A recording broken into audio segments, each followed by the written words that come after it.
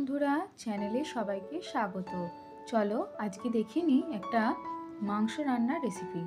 এখানে পেঁয়াজ, রসুন, আদা, টমেটো, লঙ্কা এগুলোকে পুড়িয়ে নেওয়া হয়েছে। তারপর একটা পেস্ট করে নেওয়া হচ্ছে, আর সঙ্গে একটা গুঁড়ো মশলাও করা হয়েছে। তার আগে মাংসটা ম্যারিনেট করার জন্য মশলাগুলো রেডি করে নিচ্ছি। মাংসটা ম্যারিনেটের জন্য তেল দিয়ে পুরানো মশলা আর ভাজা মশলার সাথে একসাথে গ্রাইন্ড করে তারপর আলুগুলো দিয়েও একসাথে ম্যারিনেট করা হচ্ছে। এতক্ষণ হয়তো বুঝতেই পেরেছো এটা আমার করা রেসিপি নয়, এটা আমার হাজব্যান্ডের করা রেসিপি। তো সব রকম উপকরণ এবং সব রকম আয়োজন ওই করেছে। এখানে একটা গোটা রসুনও দেওয়া হলো।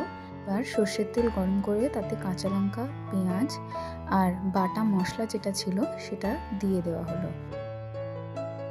একটু তেল ছেড়ে আসলে তাতে শুকনো লঙ্কা গুঁড়ো, হলুদ গুঁড়ো আর বাটা মশলা যেটা ছিল সেই গুঁড়োটা দিয়ে কষানো হবে।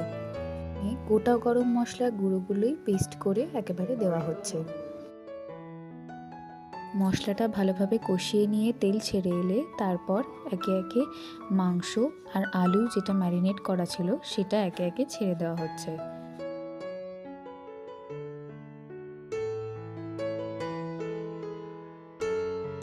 পুরো জিনিসটাকে ভালো করে মশলার সাথে মিশিয়ে নেওয়া হবে। সুন্দর করে মাংসটা কষে গেছে, আর দেখো পাশ থেকে তেলও বেরিয়ে এসছে।